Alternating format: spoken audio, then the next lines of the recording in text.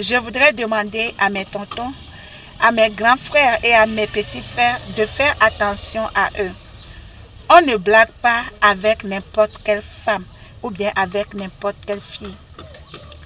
Je viens d'apprendre l'arrestation d'un ami que j'ai perdu de vue.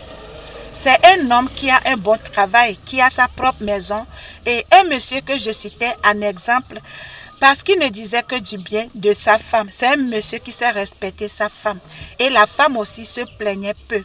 C'est un couple que j'admirais. Et quelque temps après avoir perdu ce monsieur de vue, j'apprends qu'il a quitté sa maison et qu'il vivait avec une fille dans un appartement d'une chambre-salon et où vivait la maman de la fille aussi. Qu'il était le pourvoyeur de cette fille-là et un peu le boniche de la maison. C'est-à-dire, il revenait du service, c'est lui qui fournissait tout le nécessaire, payait le loyer, mais il faisait la plupart du temps la cuisine, il faisait le marché et tout.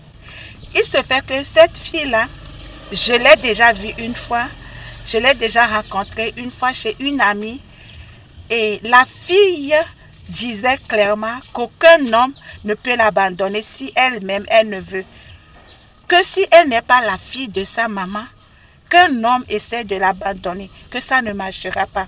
La fille était sûre d'elle et je vous dis que elle n'était pas la plus intelligente hein, et je ne peux pas dire que ce qu'il faut physiquement pour être si sûre, elle a, excusez-moi l'expression, elle n'avait pas le physique qui rassure tellement. Je m'explique. En ce moment, cette fille faisait mon double actuel alors qu'elle n'avait pas 30 ans. C'est une fille en surpoids. Je n'ai rien contre les filles en surpoids. Moi-même, j'en suis une. Je suis une femme grosse en surpoids et je ne m'en cache pas. Alors, c'était surprenant le fait que ce monsieur ait quitté sa maison pour aller rester dans une chambre-salon avec d'autres personnes. Pour dire à ceux ou bien aux hommes qui racontent faussement que l'infidélité de l'homme, c'est à cause du mauvais comportement de la femme. Ce monsieur appréciait, ne disait que du bien de sa femme, en termes de séduction, en termes de comportement et tout. Mais le voilà tombé dans le piège d'une prédatrice, je dois dire, ou prédateur, je ne sais pas. La fille était sûre.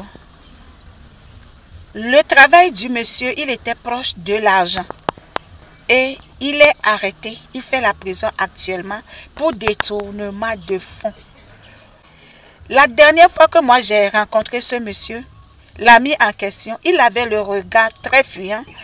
Il l'avait pris en âge. Le temps de lui parler, c'est comme il me fuyait. Il ne voulait pas me regarder dans les yeux et il faisait le presser. C'est le signe des hommes qui sont bassés. Quand une personne est sous l'emprise de l'envoûtement, quand elle rencontre des proches ou des connaissances, cette personne n'est pas à l'aise.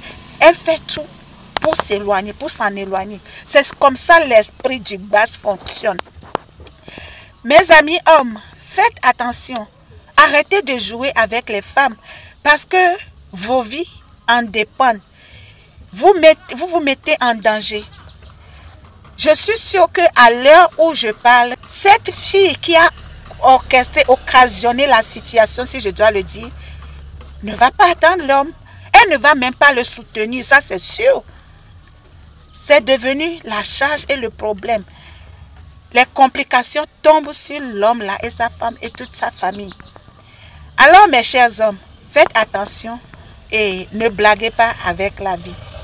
De grâce, prenez soin de vous. Les femmes, il y en a plein. Mais vous ne pouvez pas sauter sur tout ce qui est femme. Soyez responsables. À bon attendeur, salut.